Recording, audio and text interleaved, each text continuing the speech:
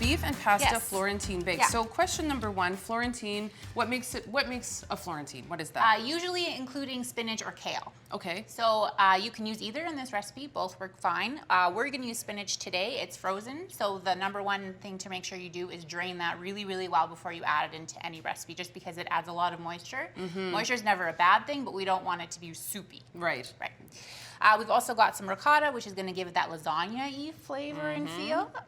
But we're starting off here with some Italian stewed tomatoes, which is basically just canned tomatoes with some herbs and spices. Okay. So they're in pretty big chunks, so if you want to give that a bit of a mash with the wooden spoon. I wore white special for the occasion. We'll just turn that down a little bit. Thank you. And then we're going to add our ground beef, which has already been browned and it's ready to go. Want some help with that? Yes, Okay. that would be great. All right. So yeah, big batch. So you were saying that one of the things that we can do is like what you said, like not 16 pounds of ground beef, but you know, like 3 or 4, and then you've kind of got them in the freezer ready to go. You've got them in the freezer. They're great for a weeknight whenever you need something quick. This is really where the inspiration came for these recipes. Wonderful. Okay, Yeah. so I'm kind of mashing, I'm kind of stirring. What happens next? All right, basically we're just gonna add a whole bunch of stuff to this to make it tasty. Okay. So if you wanna start on that side and I'll start on this side. Sure. So I'll start with the spinach. Okay. I'll put that in there. And we're just popping it in there. There's no just special. dumping it in. Okay.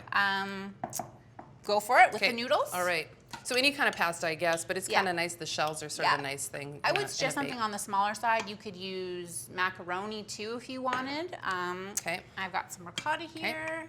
And I can just take that dish from you too here. Perfect. There you go. Okay. And if you want to end off with those tomatoes. Sure. Ooh, yeah. I scrape these out way better at home. And then the spices that I'm adding is just Italian seasoning, like 2 teaspoons of that. So we're going to throw that in there. All right. And you give that a really, really, really good stir. With pleasure. Okay. And then basically this goes right into the dish. Yep. Okay. All right.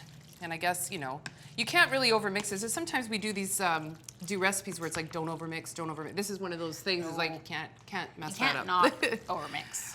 All right. When you're getting your workout a bit, once you put the pasta in there, it's like okay. All right. Close enough? Close enough. Okay. So I'm going to pull this over.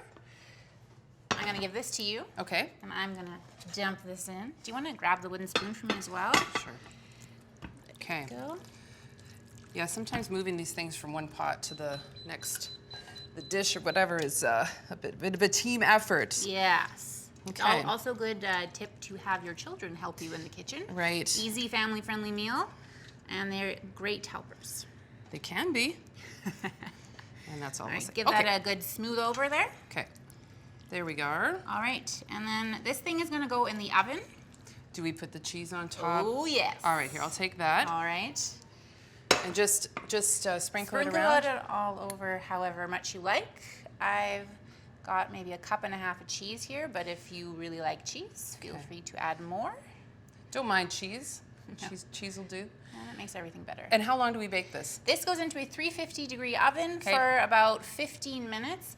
You could do it for maybe 5 minutes more, say 20 minutes, but I like to put the broiler on at the very, very end. That way crispy. the cheese gets really nice and brown and crispy. Okay, awesome. So we're going to show you a finished product when we come back. And also when we come back, we're going to do our minestrone, comforting classics with Manitoba Beef here at Great Tastes of Manitoba. You're watching Great Tastes of Manitoba. Manitoba Agriculture and Resource Development's Food and Farm Awareness Week is a great opportunity to talk to a farmer about where your food comes from. For more info, go to greattastesmb.ca.